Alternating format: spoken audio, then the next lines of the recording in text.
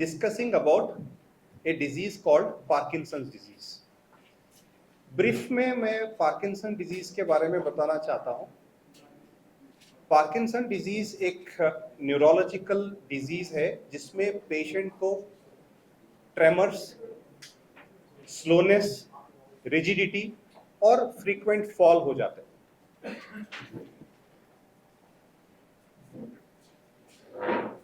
ये चार है। यूजुअली ये बीमारी 60 इयर्स के बाद होती है, लेकिन यंग एज में भी हो जाती है। हमने पेशेंट्स 30 इयर्स के भी देखे हैं, 40-50 इयर्स, और ये कॉमन है वर्ल्ड वाइड। अगर आप देखोगे, एस्टिमेट है करीब 10 मिलियन पीपल इससे अफेक्टेड है, और ग्लोबल बर्डन का इंडिया में 10%। इसका मतलब है अगर देखोगे इंडिया में करीब 6 से 10 लाख पेशेंट ये इस चीज से अफेक्टेड है। नॉर्मली इस बीमारी में डायग्नोसिस से ज्यादा ट्रीटमेंट कैसे होना चाहिए, क्योंकि ये क्रॉनिक डिजीज है, ये रिवर्सिबल नहीं। मतलब जैसे आपको एक नज़ला जुकाम हो गया, आप दवाई दे दिया, अपने आप 3 दिन में ठीक हो गया, ऐसे नहीं है। ये लाइफ लॉन्ग डिजीज है, और इसका मेडिकल न्यूरोलॉजी में ट्रीटमेंट है। जैसे मेडिसिन देते हैं, लिवोडोपा, कार्बिडोपा है, प्रामिपेक्सोल है, ट्राइहेक्सीफेनेडिल, बहुत सारे 8 से 10 दवाइयां हैं, ताकि जो दवाई देते हैं इससे सारे चीज़ों में इफेक्ट होता है। जैसे पेशेंट की मोबिलिटी बेटर हो जाती है, ट्रेमर्स कम हो जाते हैं, और उनकी जो स्लोनेस है वो भी बेटर हो जाती है। लेकिन इसमें इम्पॉर्टेंट ये है कि ड्यूरेशन जैसे बढ़ता है, डिजीज जैसे कभी मोस्टली एक साइड शुरू होती है, दूसरी साइड भी चली जाती है। जब पेशेंट धीरे धीरे स्लो ज़्यादा होता है, उसको डिपेंडेंसी भी आना शुरू हो जाती है। लेकिन आफ्टर यूजुअली 3-4 साल के बाद में जो दवाइयाँ देते हैं ना, उसकी डोज भी बढ़ जाती है, उसके साइड इफेक्ट्स भी बढ़ जाते हैं। यहाँ पे रोल आता है सर्जरी का, जिसको हम डीप ब्रेन स्टिमुलेशन कहते हैं। इसके बारे में डिटेल, जैसे मैंने पार्किंसन डिजीज बताया, मेडिकल ट्रीटमेंट क्या होता बताया, जैसे एक स्टेज पे आके जब दवाई काम करना बंद होती है, या साइड इफेक्ट ज़्यादा होती है, या दवाई का डोज बढ़ते रहता है, वहाँ पे यहाँ डीप ब्रेन स्टिमुलेशन का रोल आता है, जिसके बारे में मेरे कलीग डॉक्टर जसप्रीत सिंह बताएंगे। ਸਤਿ ਸ਼੍ਰੀ ਅਕਾਲ ਜੀ ਸਾਰਿਆਂ ਨੂੰ। ਡੀਪ ਬ੍ਰੇਨ ਸਟਿਮੂਲੇਸ਼ਨ ਜੋ ਇੱਕ ਸਰਜੀਕਲ ਇੰਟਰਵੈਂਸ਼ਨ ਹੈ ਪਾਰਕਿੰਸਨਸ ਦੀ ਬਿਮਾਰੀ ਲਈ, ਇਹਦੇ ਬਾਰੇ ਆਪਣਾ ਅਗਰ ਥੋੜਾ ਬਹੁਤ ਕਿਹਾ ਜਾਏ ਤੇ ਇਹ ਹੈ ਕਿ ਜਿੱਦਾਂ ਸਰ ਨੇ ਦੱਸਿਆ ਹੈ ਕਿ ਇਹ ਬਿਮਾਰੀ ਰਿਵਰਸੇਬਲ ਬਿਮਾਰੀ ਨਹੀਂ ਹੈ। ਇਹਨੂੰ ਅਸੀਂ ਸਟਿਮੂਲੇਸ਼ਨ ਦੇ ਨਾਲ ਇਹਦੇ ਸਿੰਪਟਮਸ ਨੂੰ ਰਿਡਿਊਸ ਕਰਦੇ ਹਾਂ, ਤਾਂ ਕਿ ਪੇਸ਼ੈਂਟ ਦਾ ਲਾਈਫ ਸਟਾਈਲ, ਪੇਸ਼ੈਂਟ ਦਾ ਜੋ ਲਿਵਿੰਗ ਹੈ वो अच्छी और ठीक ठाक बना सके, पेशेंट की डिपेंडेंसी किसी होर से घट तो घट कर सकिए। हुण डीप ब्रेन स्टिमुलेशन क्यों इन्ना यूनीक है, क्योंकि ये बहुत ही प्रिसाइसली करने वाला प्रोसीजर है, जो कि 2 ਤੋਂ 5 mm ਦੇ डिमेंशन के अंदर ही सानू एक एरिया ਨੂੰ हिट करना होंदा है। अगर ਆਪਾਂ ਉਹਨੂੰ क्रॉस कर जाते हैं ਤਾਂ ਵੀ ਸਾਈਡ ਇਫੈਕਟ ਆ ਸਕਦੇ, ਜਾਂ ਅਗਰ ਉਹਨੂੰ ਰੀਚ ਨਹੀਂ ਕਰਦੇ ਤਾਂ ਪੇਸ਼ੈਂਟ ਨੂੰ ਸਿੰਪਟਮਸ ਰਿਲੀਫ ਨਹੀਂ ਹੁੰਦੇ। ਇਸ ਕਰਕੇ ਇਹ ਪ੍ਰੈਸੀਸ਼ਨ ਹੀ ਹੈ ਜੋ ਸਰਜਰੀ ਨੂੰ ਇੰਨਾ ਯੂਨੀਕ ਬਣਾਉਂਦਾ ਹੈ। ਤੇ ਇਹ ਪ੍ਰੈਸੀਸ਼ਨ ਅਸੀਂ ਜਦੋਂ ਤੱਕ ਕਿੱਦਾਂ ਅਡੈਪਟ ਕਰਦੇ ਹਾਂ, ਕਿੱਦਾਂ ਇਹਨੂੰ ਅਚੀਵ ਕਰਦੇ ਹਾਂ, ਇਹਦੇ ਬਾਰੇ ਹੀ ਤੁਹਾਨੂੰ ਮੈਂ 2-3 ਸਲਾਈਡਸ 'ਚ ਦੱਸੂਗਾ।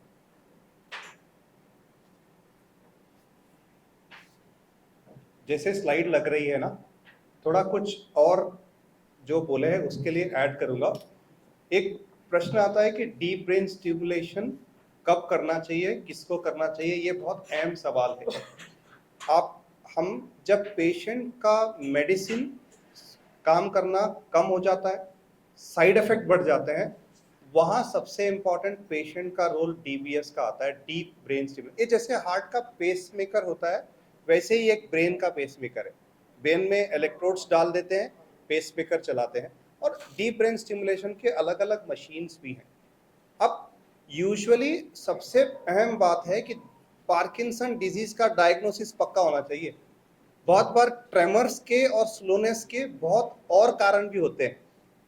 इसका मतलब है जो दवाई चल रही है वो पहले इफेक्टिव होनी चाहिए, कार्बिडोपा और सिंडोपा।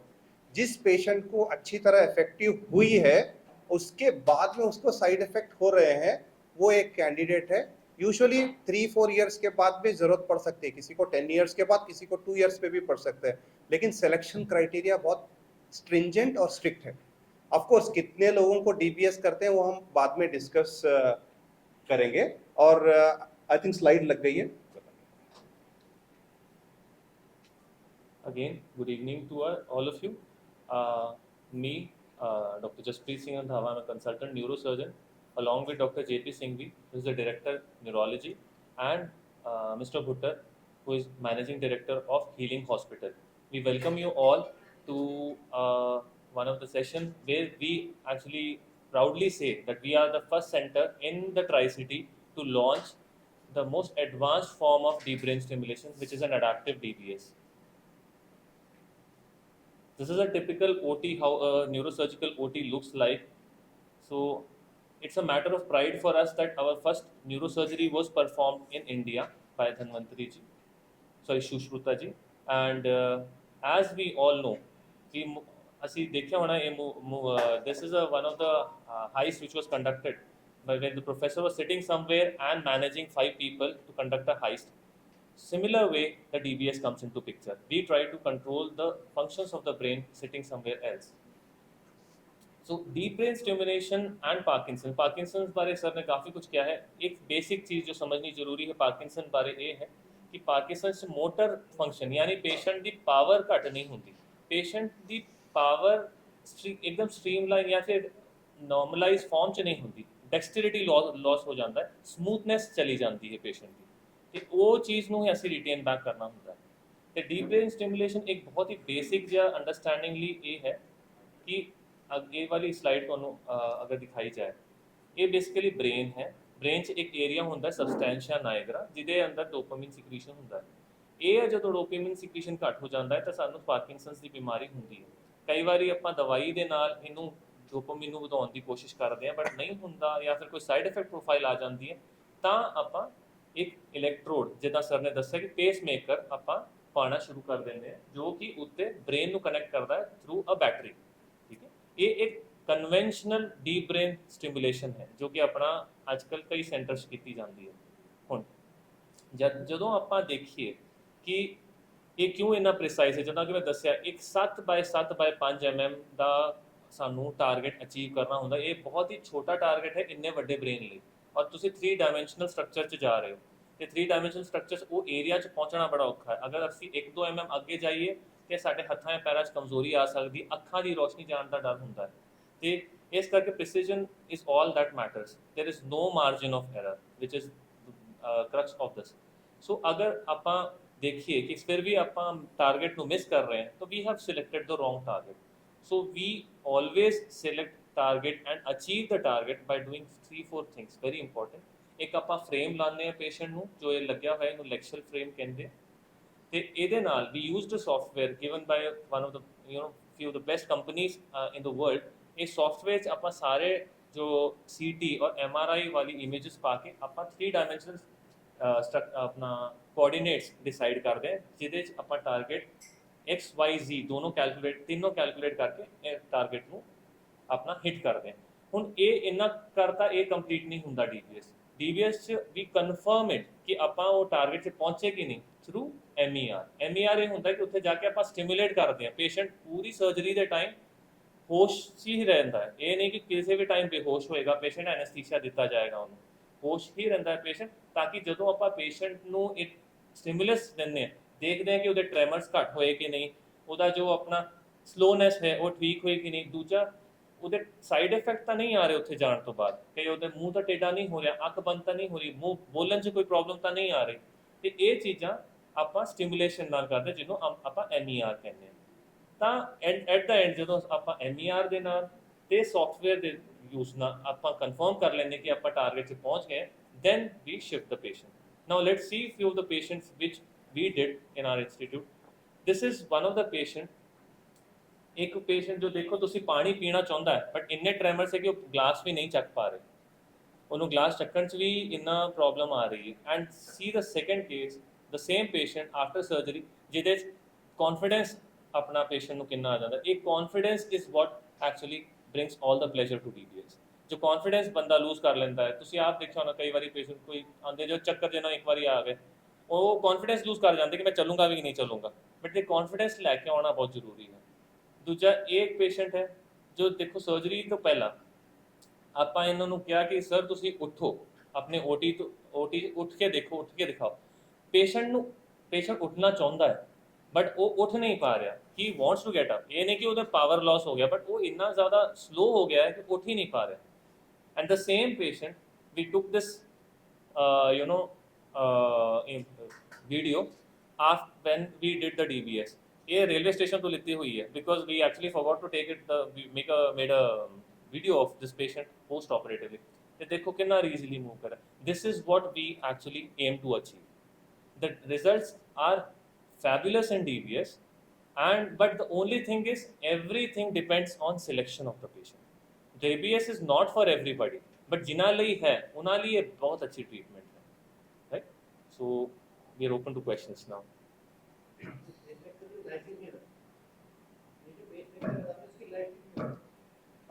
पेसमेकर की सर देखिए आजकल बहुत सारे पेसमेकर्स आ गए हैं, मीन्स बैटरीज आ गई हैं, इनकी लाइफ 5 साल से लेके 25 साल तक हो जाती है। अभी जो एडाप्टिव DBS है इसमें बैटरी लाइफ काफ़ी इन्हांस हो जाती है, और उसके कारण ये 25 साल तक पेशेंट्स को अपना बैटरी लाइफ लगी रहती है, क्योंकि ये अब जो बैटरी आई है रिचार्जेबल बैटरी है। आपने बैटरी लगाई 15-20 दिन बाद उसको आप रिचार्ज कर सकते हो लाइक अ वायरलेस चार्जर, और अपने आप वो पेशेंट को अपना इफेक्ट देती रहती है। इस बीमारी के होने के सर लक्षण क्या और कारण क्या? लक्षण तो जैसे मैंने बताया था कि एक साइड इसके लक्षण ट्रेमर से स्टार्ट होता है।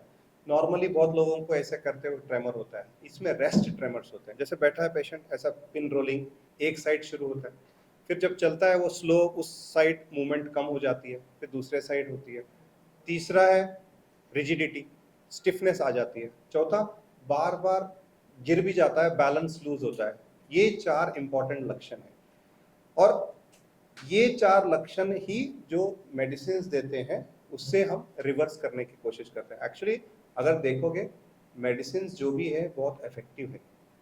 पेशेंट ऑलमोस्ट नियर अगर दवाई लेता है नॉर्मल हो जाता है, लेकिन एक स्टेज के बाद जो दवाई पहले 6 घंटे काम कर रही है वो 3 घंटे हो जाती है। फिर क्या होता है, नॉर्मली क्या है, बॉडी में डोपामिन बनता है, डोपामिन कम है, डोपामिन बनता है, ऊपर एक पीक पे जाता है और लेवल बनता है, फिर नीचे आता है।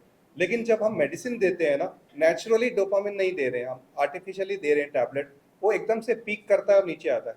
जब ज़्यादा होती है पेशेंट को अबनॉर्मल मूवमेंट शुरू हो जाते हैं, और जैसे ही उसका दवाई खत्म हो जाए वो स्टिफ हो जाता है। ये इंपॉर्टेंट साइड है जिसको हम डिस्काइनेसियाज बोलते हैं। अगर ड्रग इंड्यूस्ड डिस्काइनेसिया हो गए या मेडिसिन एक दिन में 5 टैबलेट या ऊपर लेनी पड़ती है 2, और उसका मोटर अभी भी उसकी क्वालिटी ऑफ लाइफ ठीक नहीं है, उस संदर्भ में उस पेशेंट को एडमिट करके उसको इवैल्यूएट करते हैं स्ट्रिंजेंट, क्योंकि जो हम दे रहे हैं हमको क्लैरिटी होनी चाहिए कि ये पेशेंट को इफेक्टिव होती है।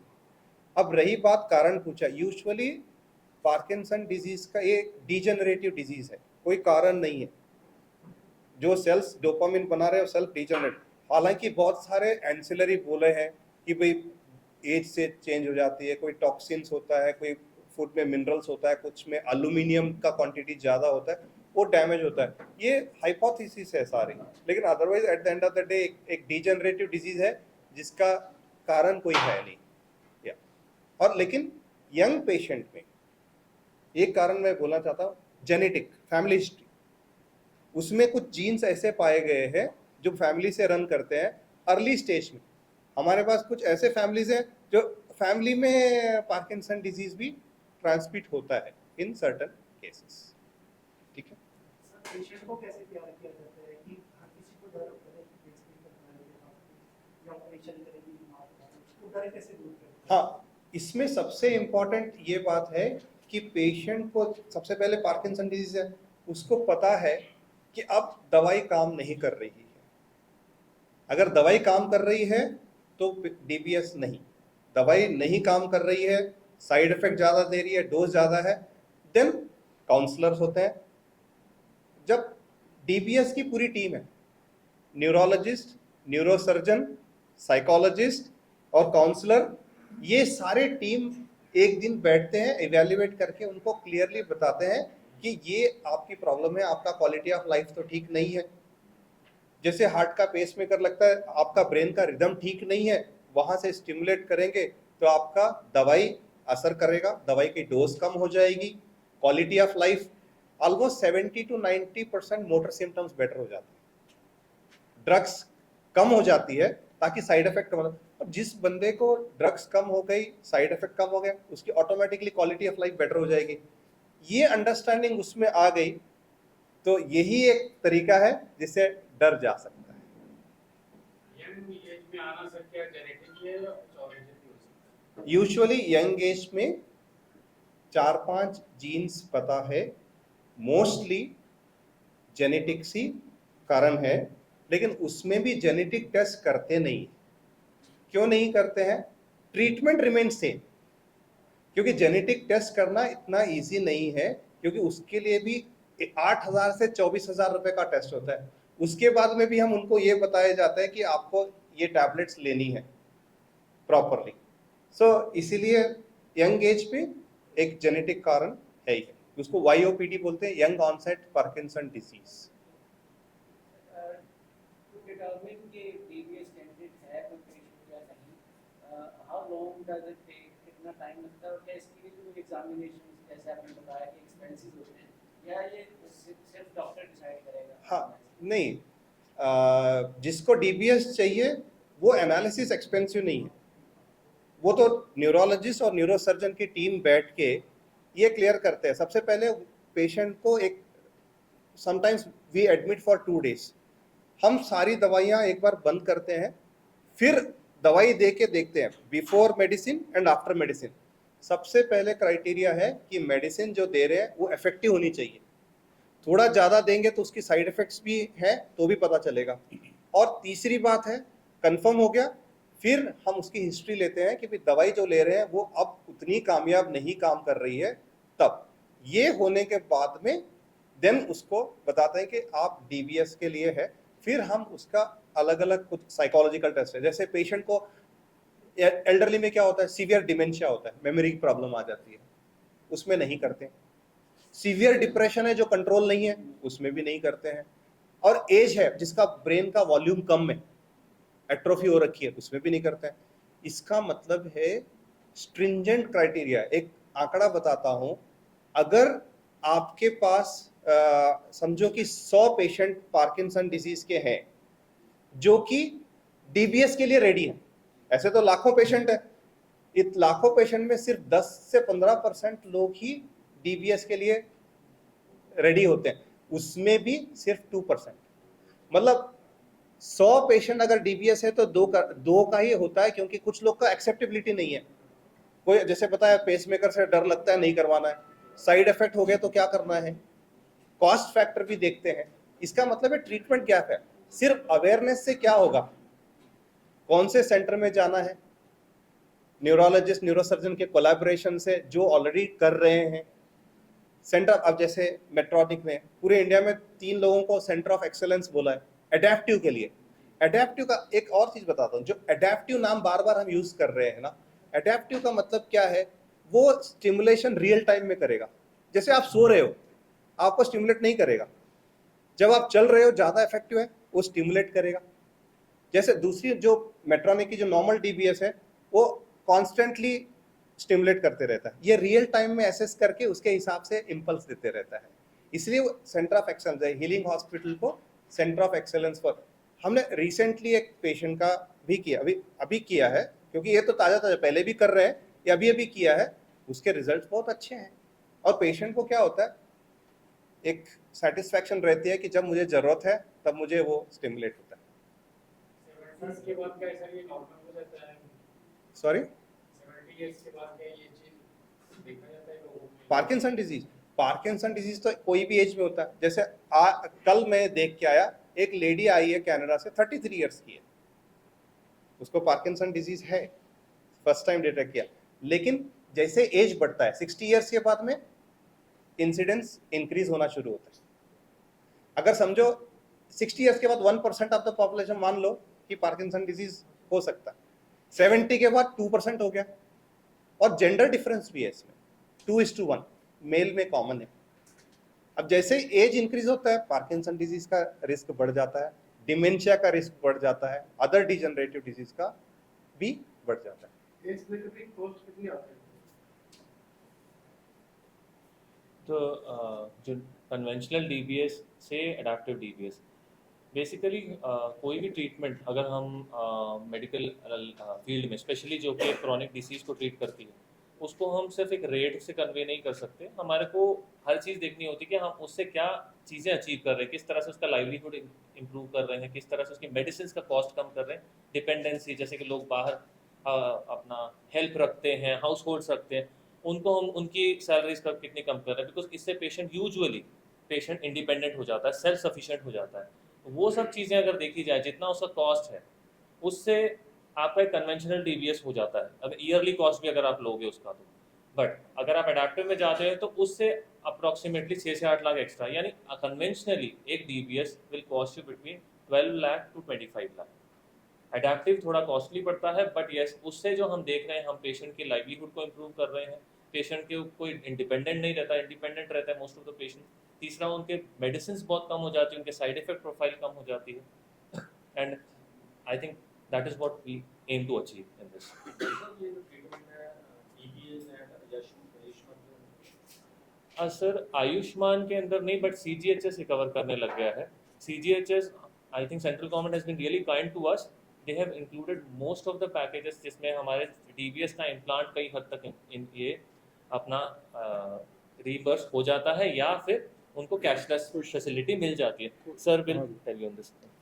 Warm welcome to all of you, the honorable reporters of Chandigarh President. So today we are here to proudly announce that the Healing Hospital Sector 34 has been declared by the Medtronic company as a center of excellence for DBS. अभी तक साढ़े आले द्वारे ਹੋਰ भी hospitals होंगे, पर ਇਹਨਾਂ ਨੇ ਸਾਨੂੰ ਅੱਜ ਅਨਾਉਂਸ ਕੀਤਾ ਹੈ ਵੀ ਹੀਲਿੰਗ ਹਸਪੀਟਲ ਜਿਹੜਾ ਸੈਂਟਰ ਆਫ ਐਕਸੀਲੈਂਸ ਬਣਾਇਆ ਜਾਏਗਾ। ਇੱਥੇ ਇਹਨਾਂ ਦੀ ਟੀਮ ਵੀ ਹੋਏਗੀ, ਸਾਡੀ ਆਪਣੀ ਨਿਊਰੋ ਟੀਮ ਸਾਰੀ ਹੋਏਗੀ, ਤੇ ਜਿਹਦੇ ਨਾਲ ਅਸੀਂ ਚੰਡੀਗੜ੍ਹ ਤੇ ਟ੍ਰਾਈ ਸਿਟੀ ਦੇ ਸਾਰੇ ਪੇਸ਼ੈਂਟ ਜਿਹੜੇ ਹੈ DBS ਦੇ ਅਸੀਂ ਠੀਕ ਕਰ ਸਕਦੇ ਹਾਂ। ਬੜੇ ਕੁਐਸਚਨ ਉੱਠੇ, ਉਹਨਾਂ ਨੇ ਪੁੱਛਿਆ ਇੱਕ ਰਿਪੋਰਟ ਉੱਤੇ ਵੀ ਕਿਉਂ ਕਰਾਉਣਾ ਚਾਹੀਦਾ। ਦੇਖੋ ਘਰ ਦੇ ਵਿੱਚ ਜਦੋਂ ਕੋਈ ਵੀ ਮੈਂਬਰ ਹੋਵੇ, ਪਰ ਛੋਟਾ ਬੱਚਾ ਹੋਵੇ, ਯੰਗ ਹੋਵੇ, ओल्ड एज ਹੋਣ, ਘਰ 'ਚ ਉਹਨੂੰ ਕੋਈ ਬਿਮਾਰੀ ਹੋਵੇ ਤੇ ਉਹ ਘਰ ਦੇ ਪਰਿਵਾਰ ਦੇ ਮੈਂਬਰ ਵੀ ਬਿਮਾਰ ਲੱਗਣ ਲੱਗ ਪੈਂਦੇ ਆ। ਉਹਨਾਂ ਨੂੰ ਵੀ ਲੱਗਦਾ ਭਾਵੇਂ ਤੁਹਾਡੇ ਫਾਦਰ ਮਦਰ ਬੱਚਾ ਹੋਵੇ ਜਿਹਨੂੰ ਪਾਰਕਿੰਸਨ ਦੀ ਹੋਵੇ ਜਾਂ ਹੋਰ ਡਾਕਟਰ ਸਾਹਿਬ ਨੇ ਪ੍ਰੋਬਲਮ ਦੱਸੀਆਂ ਨੇ, ਤੇ ਉਸ ਪ੍ਰੋਬਲਮ ਤੋਂ ਫੈਮਿਲੀ ਨੂੰ ਬਾਹਰ ਕੱਢਣ ਲਈ ਵਿੱਚ ਕੋਈ ਸ਼ੱਕ ਨਹੀਂ ਹੈ ਵੀ ਇਹ ਕਾਸਟਲੀ ਪ੍ਰੋਸੀਜਰ ਹੈਗਾ, ਪਰ ਆਪਾਂ ਆਪਣੇ ਬੱਚਿਆਂ ਲਈ ਮਾਂ-ਬਾਪ ਲਈ ਕੁਝ ਵੀ ਕਰ ਸਕਦੇ ਹਾਂ ਤਾਂ ਕਿ ਇੱਕ ਹੈਲਦੀ এনवायरमेंट ਘਰ 'ਚ ਬਣਿਆ ਰਹੇ। ਜਿਹੜੀ ਇਹਦੀ ਕਾਸਟ ਤੁਸੀਂ ਆਯੁਸ਼ਮਾਨ ਬਾਰੇ ਪੁੱਛਿਆ, ਆਯੁਸ਼ਮਾਨ ਨਹੀਂ ਅਜੇ ਇਹਨੂੰ ਕਵਰ ਕਰ ਰਿਹਾ, बट ਜਿਹੜੀਆਂ ਇੰਸ਼ੋਰੈਂਸ ਕੰਪਨੀਆਂ ਨੇ ਤਕਰੀਬਨ ਉਹਦੀ 50% ਕਾਸਟ ਜਿਹੜੀ ਹੈ ਇਹ DBS ਦੀ ਉਹ ਕਵਰ ਕਰ ਲੈਂਦੇ ਨੇ, 50% ਪੇਸ਼ੈਂਟ ਨੂੰ ਆਪਣੇ ਕੋਲੋਂ ਦੇਣਾ ਪੈਂਦਾ। ਸੋ ਇਹਦੇ ਵਿੱਚ ਕਾਸਟ ਫੈਕਟਰ ਨੂੰ ਜੇਕਰ ਇਗਨੋਰ ਕੀਤਾ ਜਾਵੇ ਤੇ ਇਹੋ ਹੀ ਚੀਜ਼ ਹੈ, ਅਸੀਂ ਕਹਿੰਦੇ ਹਾਂ ਵੀ DBS ਜਿਹੜਾ ਇੱਕ এনवायरमेंट ਹੈਲਦੀ এনवायरमेंट ਵਾਲਾ ਫੈਮਿਲੀ ਨੂੰ ਮੈਂਡੇਟਰੀ ਬਣ ਜਾਂਦਾ ਹੈ। सॉरी, हाँ जी, नहीं जी फिर वो नहीं चलता जी, क्योंकि उधरी अजय चंडीगढ़ से ਅਸੀਂ we are institute in Chandigarh, so ਅਜੇ ਐਪਲੀਕੇਬਲ ਨਹੀਂ ਹੈਗਾ। When we talk about outcomes, what is the advantage of adaptive over conventional? Sir, the conventional DBS and adaptive. Conventional DBS, as Sir told, it continuously keeps on stimulating the area, so that there are two things which are happening. Patient is getting stimulated even when it is not required, and patient may be getting overstimulated also, causing side effects. Duja, when we come to adaptive DBS, adaptive is actually the advantage. It is continuously recording the impulses from the brain. तो जब ज़रूरत पड़ती है it sends the stimulus, और जब ज़रूरत नहीं पड़ती या फिर ज़्यादा ब्रेन का स्टिमुलस है तो उस टाइम एक्टिविटी है तो वो अपने आप कम कर देता है। इससे बैटरी लाइफ पे बहुत इफेक्ट पड़ता है सर।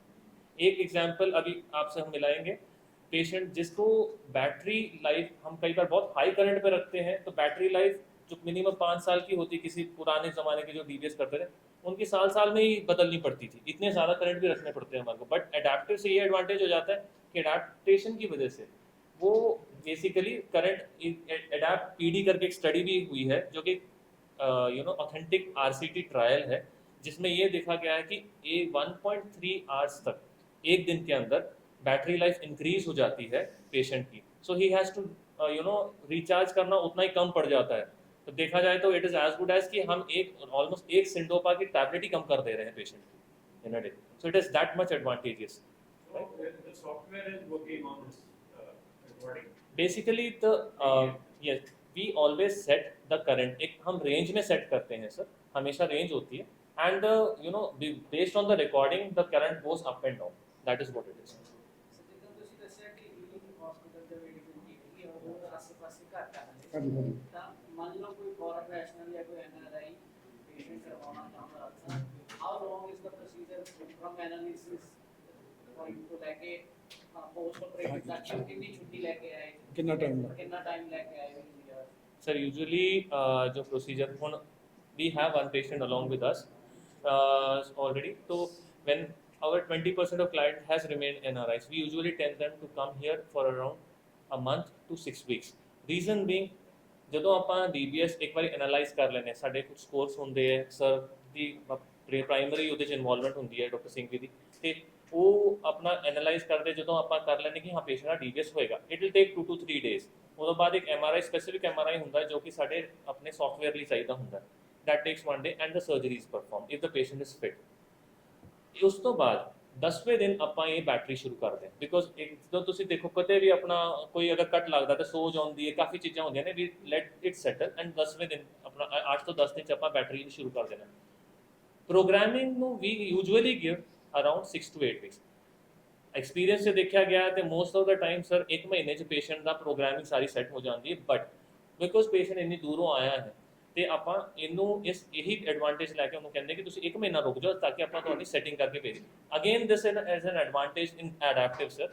वन मोर एडवांटेज, पहले क्या होता था सर कि जब कन्वेंशनल DBS होते थे, जब मेरे का एक पेशेंट है जम्मू में, अभी झारखंड का, एक्चुअली बुला नहीं पाए थे, he is a wonderful patient.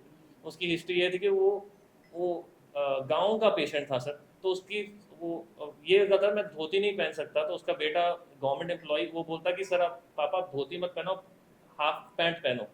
तो गांव के लोगों के लिए हाफ पैंट पहनना इज समथिंग डेक्रीमेंटल। तो वो शादियां अटेंड करनी बंद कर दी, बड़ा डिप्रेसिव, घर पे रहने लग गया, साइकिल नहीं चला पाता था। वो आया हमारे पास झारखंड से कराने के लिए DBS।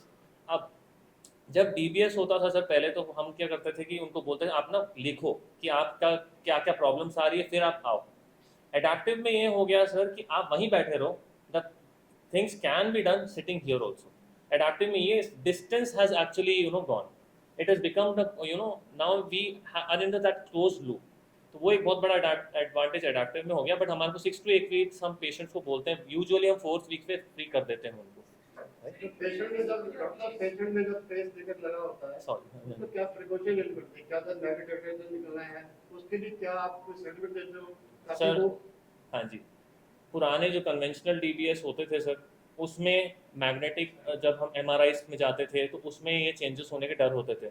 Again adaptive which is come up now, इसके अंदर ये है एडवांटेज है कि आप MRI करवा सकते हो, इसमें कोई चेंज नहीं आता है। देयर लॉट ऑफ एडवांटेजेस, हम एक्चुअली बता नहीं पाते, आप जैसे पूछ रहे हो तो आंसर आपके पास खुद ही आए जा रहे हैं sir. So this is how wonderful the technology has become now. Lady कुछ पूछ हाँ जी, सॉरी मैम। हाँ जी मैम। मैम पार्किंसंस ड्यूरेशन क्या DBS के लिए बोल रहे हैं या फिर जनरल मेडिसिन? मैम प्रोग्रामिंग पे डिपेंड करता है। कई बार ट्रेमर्स जब बहुत ज़्यादा होते हैं, हम 2-3 सेशंस में पेशेंट को ठीक करते हैं, क्योंकि एकदम से हम करंट नहीं बढ़ाते और हमको ये भी देखना होता है कि साइड इफेक्ट प्रोफाइल ना आए पेशेंट को।